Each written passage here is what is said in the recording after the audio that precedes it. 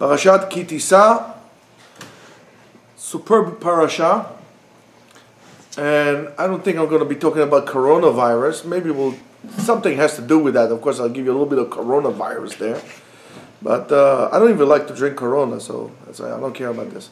Anyway, everybody, all of us have ups and downs through life, and sometimes in your life there is a moment of a crisis. Whatever your crisis is, there are minutes or times in your life that it really seems as the road is being pulled down from under your legs, and there is a big pit, and it seems like everything that you worked on, everything that you was fighting for, everything that you had some elevation, everything was broken and diminished and disappeared, and you're saying, oh my goodness, what had happened to me? I know I believe in God, but I don't know. It's all gone. So a moment like this, of course, is the moment, this great spiritual moment after Har Sinai, receiving the Torah in Mount Sinai. Am Yisrael falls deep in the chet of the Egel.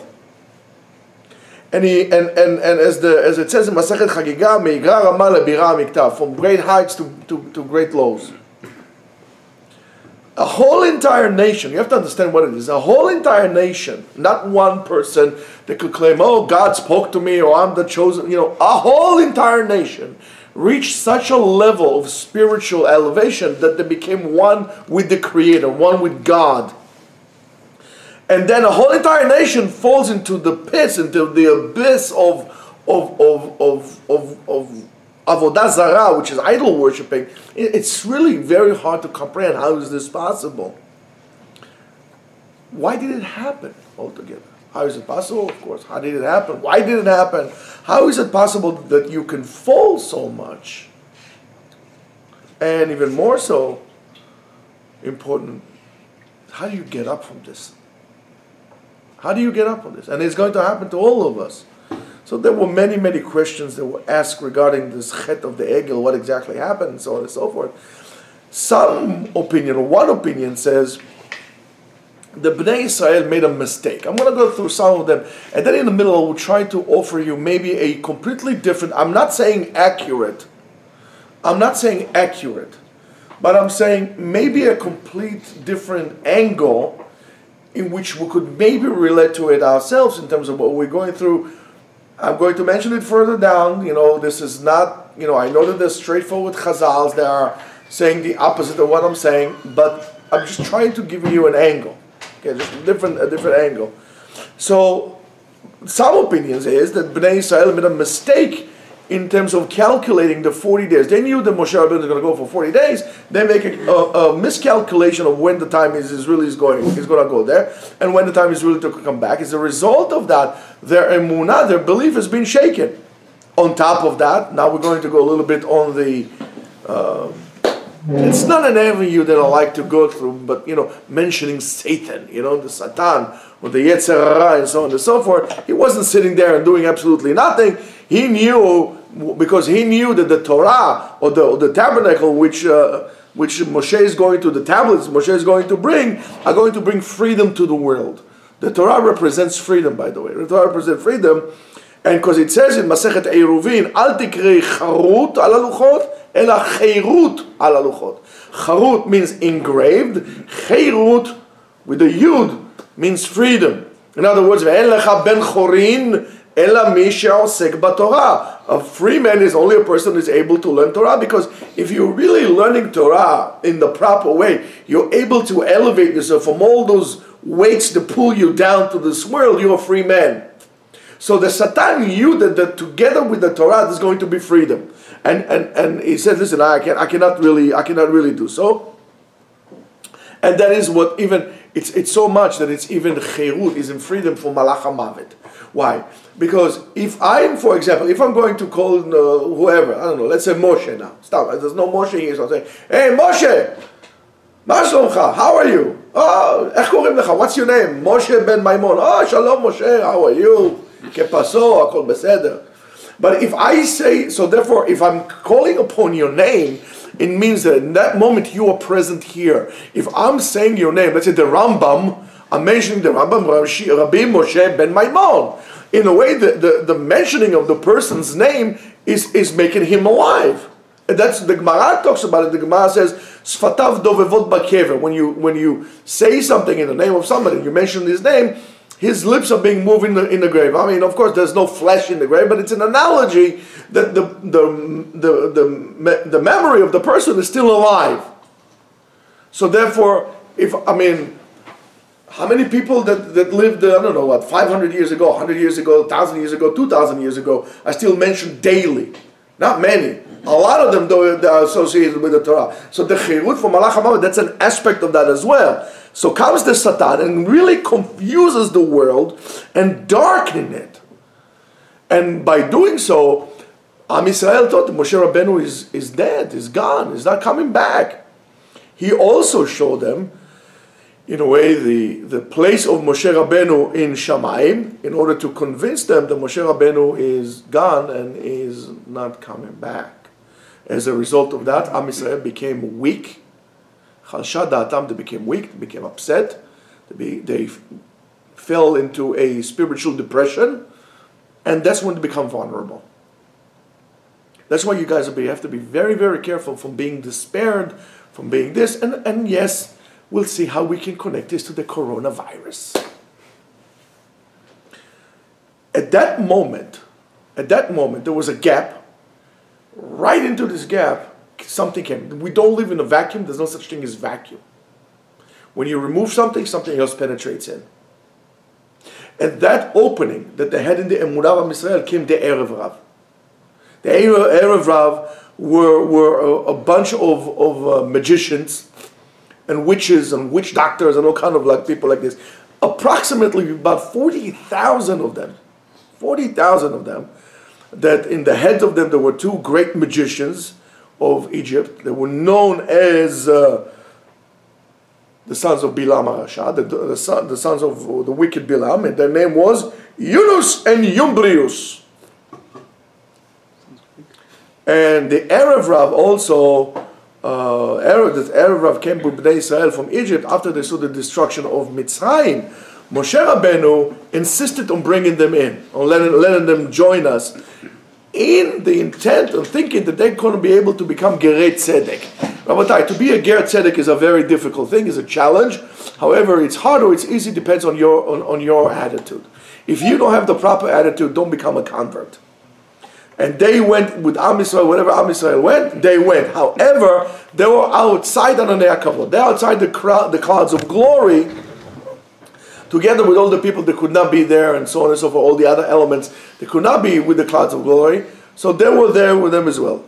However, as soon as they found the appropriate time, which was to us the disappearing of Moshe or his AWOLing, they acted what they did, and what they did, when they started to act upon, there were a group of 40,000 people that were able to gather around them more people. That's called the herd mentality, right? Yes, it has to do with the coronavirus as well. And all of a sudden they start complaining, and they contagiously acted upon everybody else to complain also against the disappearing of Moshe. Now, all of a sudden came Hur, the son of Miriam, and he warned them, and immediately they killed him. They killed Hur, and they went to Aharon, and they says, Mr. Aaron, come, please get up, come on. Please make us a God in which will guide us the way. You see, in every bad idea, or any bad idea is really wrapped within a good idea. We don't want to go alone. We need a God to guide us. Right? Aaron, was the next in line. And what's the reason? The reason was, Ki zeh Moshe ha'ish, the person. See, all of a sudden God has disappeared. Ki zeh Moshe ha'ish asher elanu me'em Mitzrayim, lo yadanu ma haya lo. All of a sudden, the two got of the equation, and they just left Moshe the equation. It reminds me a lot of some, and I couldn't stop myself, and I'm going to really limit myself from talking about Greek philosophy. But that, in a way, something like Greek philosophy, in one of the aspects of the pre-Socratic philosophy was to take God of the equation, right? But that's what the Greek that lived in Alexandria did when they took the concepts of Babylonians, right, of the creation of the world, the Babylonians, and they took God of the picture. They just left nature. Nature involved itself, right? That's the difference between Babylonian concept and Greek concept. So it's similar. Like all of a sudden, God is out of the equation. If you know that God took you out of Mitzrayim, so okay, so it's not Moshe, it's going to be somebody else. But when you took God of the equation, all of a sudden, Moshe is the person. Moshe is not here. That becomes a problem. Really, this is really so much rooted within concepts of Greek philosophy. And I'll try to do my best to really not to talk about it too much. So Aaron, and it says we don't know what happened to him. So Aaron tried in any possible way to really delay them and to get some time, or maybe something. Moshe will eventually pick up will skip from the local express to the express train. It'll be here. So he asked, of course, I'm telling you the stories. He asked all the women, please gather, the men, please gather all the gold. The men went to the women. Women said, we aren't giving the gold. The men took their own gold and they brought it to Aaron. And then something really, really happened. Aaron takes from them the gold and he throws it into the fire. Some says Shemicha. Micah, not for Micah, Micha. He actually, when he went to Mitzrayim, he took the tablet when it says Aleh Sho, in which Moshe Rabbeinu used to bring about the coffin of Yosef, and he took it, and he actually, when Aaron threw the gold to the fire, he threw that omen into it, and all of a sudden, together with that, the disastrous result is, all of a sudden, this calf is coming out, is jumping, he's dancing around, he's talking, he says, Anochi Hashem Elokecha, I am God, your God, right? And the whole entire Erev says, Hooray, yes, Ele Elokecha Yisrael Asher Elucha Me'eretz. This is your God. I mean, you're going to be a retard to think so. But you see what happens when you become a herd, you stop thinking. And all of a sudden, all the nonsense that you would say 2 minutes ago, that's nonsense. All of a sudden, everything becomes valid. So therefore, don't become a herd mentality. Please don't. Like the coronavirus. Now, Aaron tried to also minimize the damage even further. But he says, listen, wait. But you can't just do it like this. I'm going to build you a mizbeach. I'm going to build you an altar in which you could bring korbanot for this, right? And, but that didn't help. That didn't help. Now pay attention. In the morning, everybody gets up, and what did they do? Vayalu olot, vayagishu shlamim, and they brought sacrifice. Vayeshev ha'am le'echol, and they sat down to eat. V'shatu, and they drank. Vayakomu letzachek, and then they brought the belly dancers. They brought all these, whatever it is, dancers there over there, the 2x4 dancers, whatever they brought over there, and there was comedians, jokes, pornography, prostitution, was all there. What a deterioration of a society from a whole bunch of people who just spoke to God and God spoke to them ear to ear like prophets. All of a sudden you're going to this? Yes. So Rashi on this pasuk talks already, deals with this question a little bit, and it brings two explanations according to the Medrash. It says, "Kevan sheishlechu lakur, ba'u mechashvei erev av, shalu etzem mitzrayim, v'asaru bekshafim." Since they threw it to the fire, one explanation is based on the Midrash that the magicians, they came with the Erev were magicians, they came and they actually manipulated the gold that he threw in, and then he came out, and then again he brings the other one, Shayasham Micha, and Micha did the same thing, and as we said beforehand. Those two explanations of Rashi, as we said before, comes from the Midrash. However, the creation of this egel, of the golden calf, is not really clear from the pshat of the psukim of the Mikra. It's not so clear. Unless, of course, we have to say that something miraculously happened here, that is supernatural, is unnatural things that happen. Now, let's look at the psukim carefully, because when you look at the psukim, when Aaron tells his tale of what happened, he says over there, and you look, it's in Perek Lamed Bet, chapter 42, verse 16. 24. Aaron says, "Va'eshlacheu ba'esh," and I took the gold and I threw it to the fire. Ve'yatza ha'egel hazeh, and that this came out. It seems that he did not do anything that was out of the ordinary. He took the gold, he threw it into the fire, and all of a sudden, this egel naturally came. Well, not naturally, but it came. But let me give you now, that's what I want to tell you. Now just sit back, take a little breath, and don't jump. And just relax a little bit, and just start thinking. Don't be, donkeys that jump. I want to give you an idea, or maybe a principal idea, that may be a little bit different. Maybe that will help us to see things. The meaning of the word egel, or to what is egel as a not necessarily, maybe, and this is only because there are maybe. This is all a maybe. I'm not saying that's maybe, just for you to think. It's not necessarily what we call a calf, the son of the cow, but rather that a round shape came about. Egel, shum agol. Agol, ayin gim agol means round. Aaron describes that he took all the gold and he put it into a round vessel, which is cool. That's where you melt a smelter, with the how do you call it? The crucible. Crucible, that's it. Crucible. I was looking to buy one. I remember. And all of a sudden, this round ball came about, and then the people started to worship it. The golden ball. Hold on. I know what it's. I know. However, this idea maybe could also sit well with the concept of all the people are dancing. How? Also around them, in a circle, all around them. As Moshe Rabbeinu describes when he sees the people dancing, Vayireh et ha'egel u'mecholot. He saw the egel, that object, and the dancing. Machol is in circles. There was singular. Comes Rav Hirsch in Shmot Tedvav, says, Machol harikud b'ma'agal, when they dance in a circle.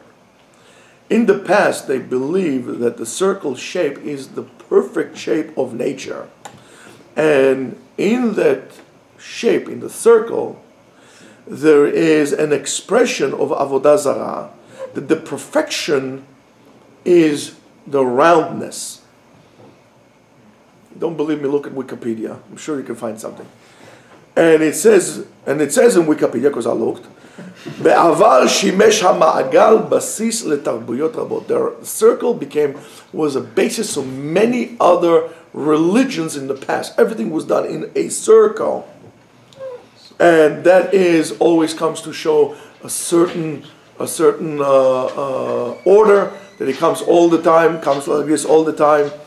For example, the circle of life, or the eternal circle that they have in Buddhism, or the zodiac, which is a circle, or Karbas, a circle, and Sufism.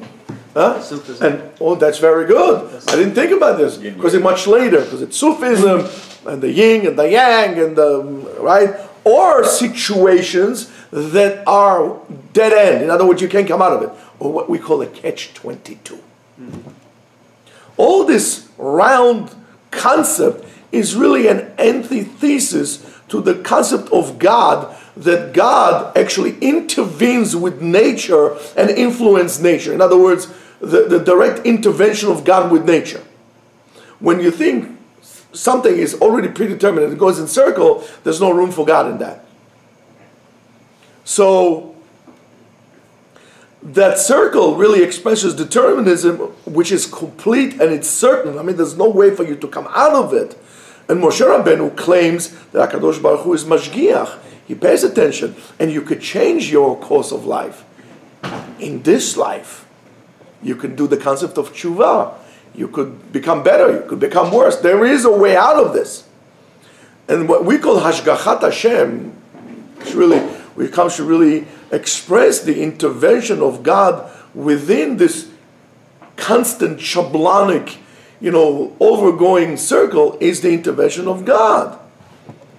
And by the way, one of the circles, one of the symbols of the in Hinduism is the lingam that, believe it or not, is also round. It's a round cylinder in which they worship, without getting into too many details, but it's a cylinder and they worship that. So the whole concept of what we call is karma or whatever. We'll talk to it a little later. So we could also add that in contrast to the round shape of the egel, what we call the roundness of that object, comes Moshe Rabbeinu, has luchot habrit. He has the tablets. And we spoke about last week about the tablets, that the tablets to put together made a perfect square. If you remember, right? So, and they are perfect, and they really express the complete opposite of a circle. And now it depends how you're going to do so. You're going to put the circle inside the square or the square inside the circle. And this is also the staff of Moshe. It's like a line that goes inside the circle and breaks it. And by doing so really comes to show us, or to explain to us, that endless cycle is not permanent. You could change it. And by doing so, there is an expression to an intervention, what we call the circle of life, which is completely opposite of what we just said before, is the concept of karma by Hinduism, that it's an ongoing cycle or reincarnations, that you reincarnate yourself into this. Gilgul. Gilgul, yes. Yeah, Gilgul, Mishum Galgal. Galgal, that's right. Now, by the way, in ancient Greek, they also believed in reincarnation. They did not believe in God, they believe in reincarnation. But again, I really try to shut my mouth, not to talk too much about Greeks now, even though they have good music, good food, and some other, no, never mind. Anyway,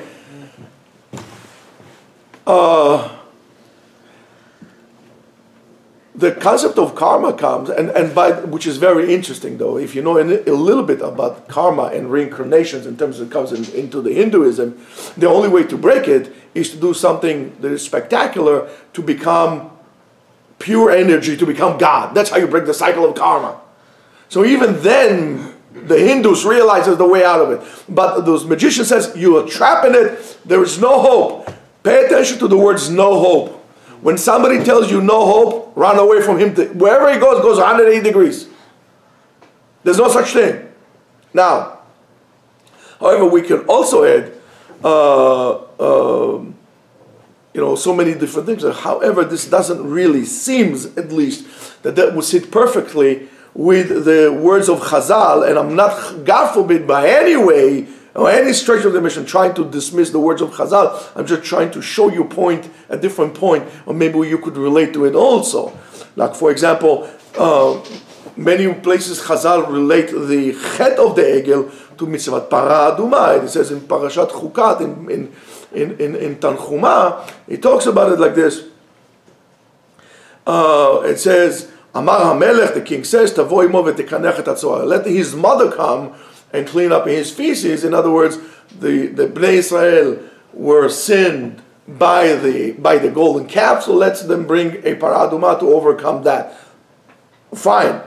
But we could also say that Chazal did not really explain it like that, and that those words could really sit down with what we said, the pshat of the pasuk in regarding to the kushiyah that we had here on this one, and which really comes from the verse in Tehillim in Psalms 106, Kuf Vav, Psukim, verses 3 to 4. Right on the money, 19 and 20.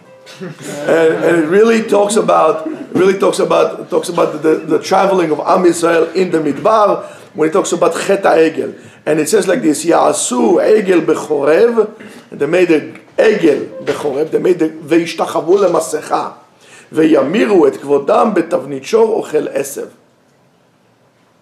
So, if we take the words of Rashi, and we could actually settle this down, And he writes on this pasuk, "En lecha metoav u'meshukatz." There's nothing more repulsing and repulsing than the shore, than the ox. Shore is a bull.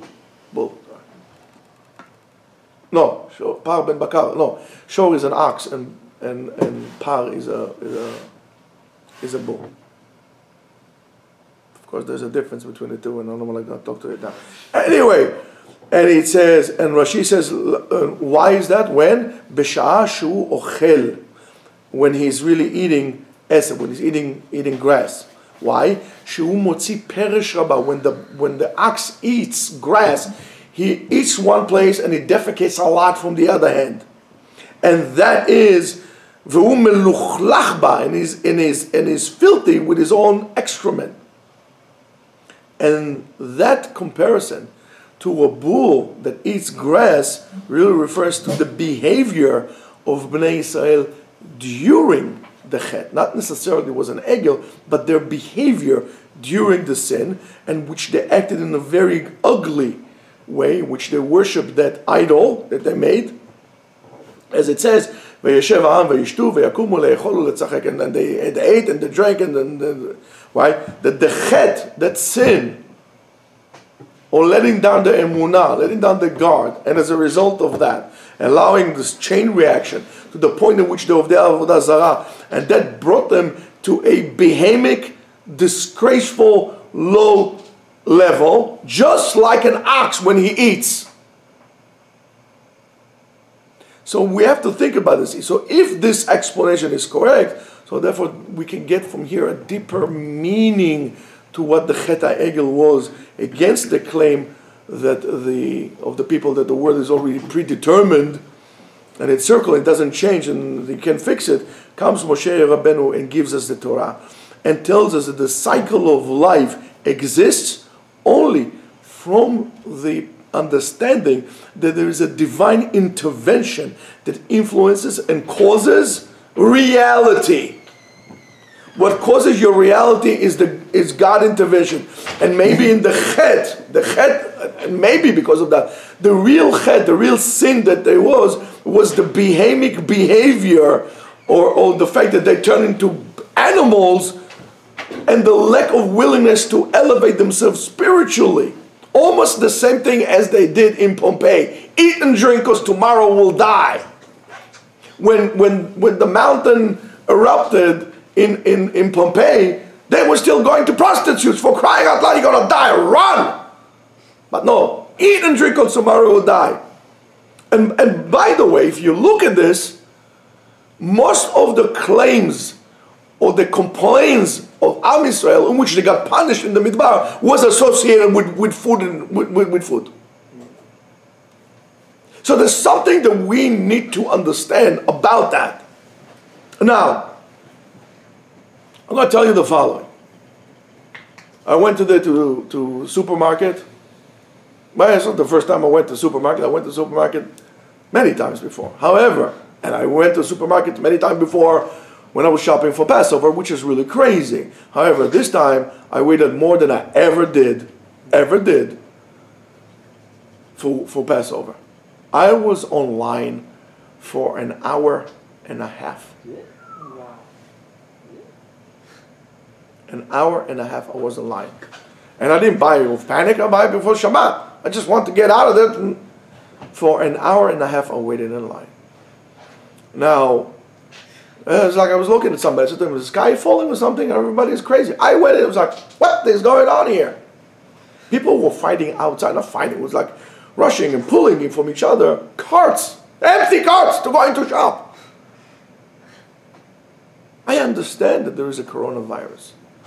And understand there is panic, but there's no room for panic, Rabotai. There's room for responsibility. We have to be responsible. We should not panic, because if you panic, you become irrational. And when you can think rationally, you do irrational things, and then it's all downhill from that. With all this great scare, I mean, they're not closing the stores tomorrow, but they're not closing the stores on Sunday. And who knows if they're going to close the stores altogether? But whatever it is, even if it's panic, please don't become animals. There's no room to become animals. I was willing to let somebody to go ahead of me. I was waiting an hour and a half. I said, if somebody's a big guy, I asked a woman was standing behind me in line. She was talking to two women in front of me about their need to go to do carpooling. So I said to her, if you want, go ahead of me. It's not a problem. She thought I'm crazy. I said, listen, I've been waiting here for an hour and a half. Might as well. How long is it going to take me? Another 10 minutes. It's no big deal. So she said, no, she already taken my son. It was crazy. I mean, we have to become animals in that. We should become, this is our opportunity not to become lower. This is an opportunity for us to become higher. And we need to be responsible. Yes, I'm not saying, don't think I'm not going to get sick. I have emunah. That has to be a fool. You got to do what you got to do. You got to wash your hands, if you don't feel good, be responsible. Don't show up to shul. It's okay. You can daven. God exists at home also. I mean, if you're coming to shul to go to Kiddush club and so on and so forth, I hear you. But I'm sure you have liquor at home. I forgot. The liquor at home you actually bought, you like to drink it for free in shul. But you know what? I guess there's a problem when it comes to that. But if you're really interested about praying, so just pray at home. Be responsible to the other people. Don't bring kids to school, to shul. Don't have all kids' activities in shul. That's not right. Don't become a 5-star general and think everybody else is dumb and make decisions for everybody else. You have to be responsible. If you are the servant of the people, you actually have to remember that you have to serve the people and not the people to serve you. And therefore we need to take the appropriate measures, like they did in Bergen County. They said, guys, stay home. HaKadosh Baruch Hu will hear you. Well, if you at home also. Maybe it's time for you to actually sit down together and really reflect on where you're going with your life. But don't be a beast. Because this is how we fall. We become beasts, and that's the chet of the ego. They worship a shape. According to what I told you before, there wasn't even a shape of a calf. It was just a shape. But they didn't care about the shape. They care about doing what they wanted to do. What to do is not to become spiritually elevated. It's easier in their mind to become a bum than to become spiritually responsible and elevated. And we are not allowed to do so.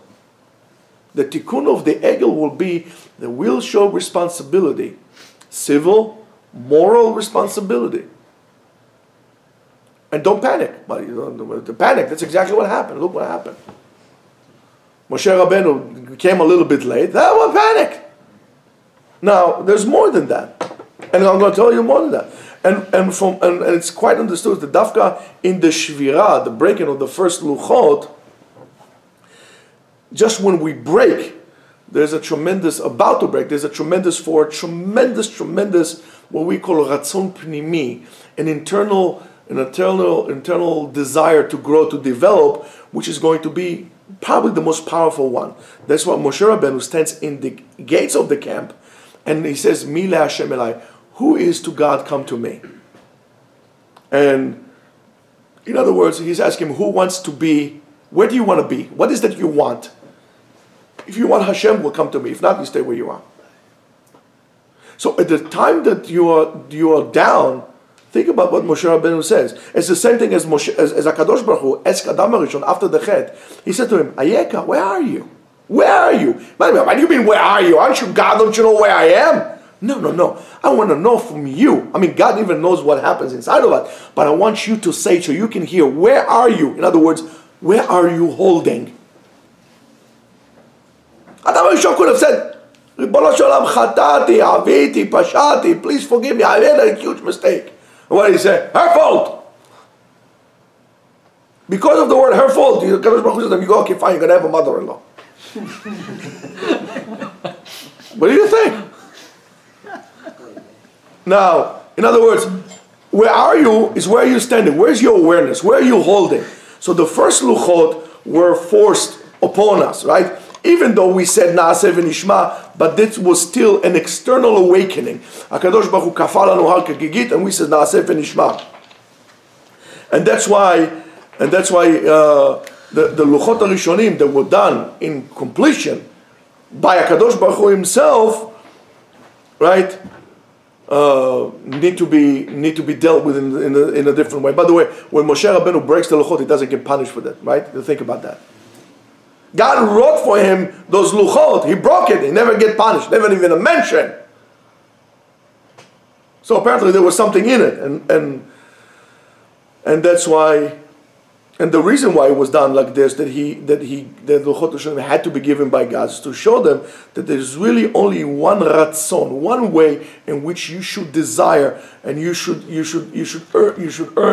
yearn to go to, and the place is to become partners, become shutfut, partners with HaKadosh Baruch Hu. I keep telling you this all the time. But in order to become partnership, you also need to have your true internal awakening. If I'm going to tell you, let's be partners, you're going to tell me yes. How many times I told you guys, you want to be partners with me in the yeshiva? Even those who are listening to us or watching us or whatever, you become partners in us. And I'm not just talking about money. I'm talking about partners in terms of supporting the yeshiva, sending people in, giving us a nice shout out. But truthfully, I would rather get $1 that a person gives me from all his heart than $100 that gives me because he has some other issues. Do you understand what I'm saying? Because that $1 that was given true from his heart, yes, of course, it would be nice to give $100, but if the $1 that really comes true from your heart will take us much further. And there are people like this, and I'm telling you that I cannot thank them enough, and I don't want to mention the names, but they know who they are, who send us money all the time, and they just give us encouragement all the time. At least for me, when I read it, in terms of what they give us, I see it when they write to me on the PayPal. So that's how we become partners. If everybody brings another friend in, that's partners. We're not doing this alone. Of course, your telephone is your Yetzer Hara. Right? If I'm talking to you and you're on the phone, that's the Satan comes to you right into the midst. And you know what I'm going to do to the devil? I'm going to poke him in the eyes. Right? Everybody's sitting back over there, right? Now, and so therefore the second luchot were already made by Moshe. Moshe is the representative of the people. We will soon almost. We're over. And the Ktav was written from above, but Moshe Rabbeinu was doing that, and that was the partnership. That was the connection between heaven and earth. Now, where are we in this whole story? So we go through many, many journeys in life. We always maneuver between construction and destruction, and we need to understand that if we want to really attach ourselves to something, if we really want to acquire something, whether it's going to be Torah, whether it's going to be a spouse, right? You have to go through stages. So, for example, if a person wants to learn to get a degree or something, right? It's a tremendous. I want to become a PhD in clinical psychologist. He's already imagining his office.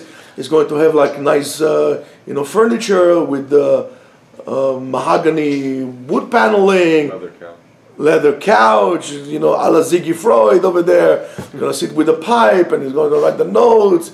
And the receptionist looks like Penny Manny, from James Bond. Manny Penny, whatever her name is, right? So there's a tremendous excitement. Then you really need to really force yourself to continue learning. And learning is difficult.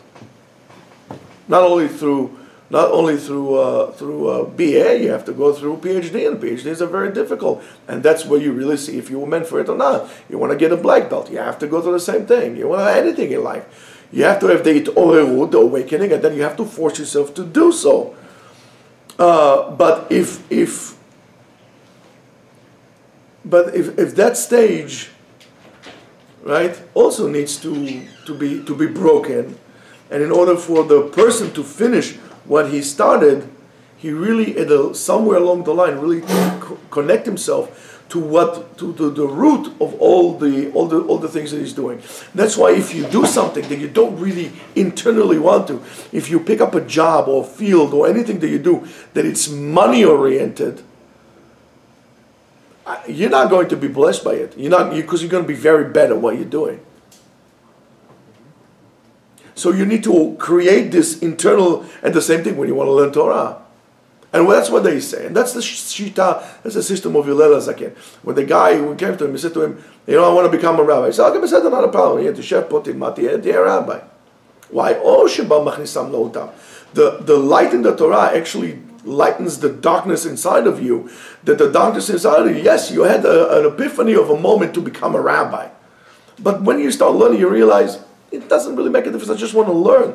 Why? Because the Torah comes and shines in internal light, and eternal internal light inside of you. And you, therefore, but you have to force yourself to come to yeshiva all the time and to come and to learn. When you have other things to do and you have to do tutoring and you have a job to do and your friends go to this one or the other, and you said, no, I'm going to persist in my thing. Or somebody offers you a girl who's going to be very wealthy and very pretty. However, she doesn't want you to learn. So what are you going to do? How are you going to make your decision? Ayeka, where are you? Where are you holding? Where is your awareness? Are you aware of why are you doing what you're doing? Do you know what's the reason? Do you keep telling yourself that you know? Do you have it in front of you? Are you lost? Because at that moment, that's when you're going to start sinning. Whether it's against God, society, or yourself. And we need to really find what we call ratzon pnimi ha'amiti, the true, eternal, internal cause, what makes me do things. From that point, you get the koach. So when things are difficult for you, it's hard for you. Right now I'm thirsty, hold on. And you're about to break, and you don't know what you're doing anymore. And it's hard for you. You need to go back to reconnect with your light inside, what caused that desire to do something. And from there the koach, the strength will come. And from there the real joy and the ability to continue and to actually work towards and reach the target in which you set yourself. And you need to understand that. Because if not, you are dancing to a shape, to an image. And that's what happens to many people who makes a decision based on profitability or potential profitability, not on true desire. Not on true internal desire or what they really want to do. So in order to break away and to grow and to develop, sometimes you do need this breaking point, because that will be the only thing that will force you to go deep down inside. If everything is okay, you're going to be very mediocre and it's going to be impossible for you. So those breaking points, it's like a muscle. When you work out, the muscle gets strong when you get those micro tears in your muscles and they heal and the muscle becomes stronger.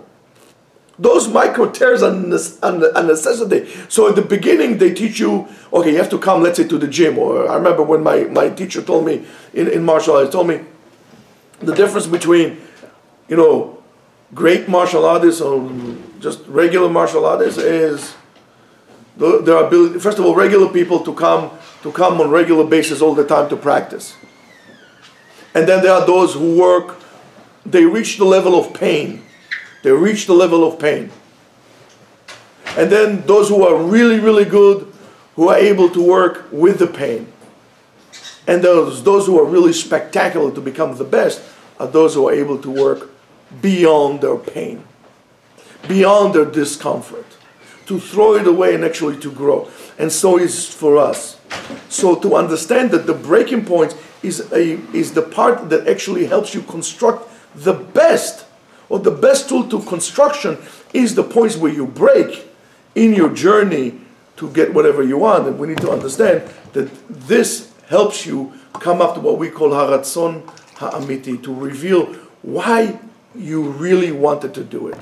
And if you understand that, that's where you grow. And it is true, again, for your professional level and for personal relationship with your spouses and so on and so forth. So I really hope that right now we're all in panic and we're all panicking, and we shouldn't be panic. And we understand that there is a Kadosh Baruch Hu and He's involved with these things, and we need to do what we need to do. And what we need to do is really to reach out deep inside of us, to reach out to others, not to dismiss anybody. But we need to act responsibly. And we need to find that point. When people are down, we need to strengthen them out. We should not dance around like the herd, around shapes and images. And also, don't worry too much about food. There's plenty of food in the cupboards of everybody in the pantries to last you at least 2 or 3 weeks. Don't worry about it. But whatever it happens, never become behemic. Never become like the shore. as Rashi brings over there. Elevate yourself to a level of a Ben Torah, of a truthful Ben Israel. Don't lose your confidence. Don't lose your bitachon. But you have to be careful. So, Rabotai, I wish everybody to be, first of all, very happy, healthy, and Be'ezrat Hashem HaKadosh Baruch Hu Yasienu ve'Yesayenu. Amen. Ken Yeh Ratzon. Amen.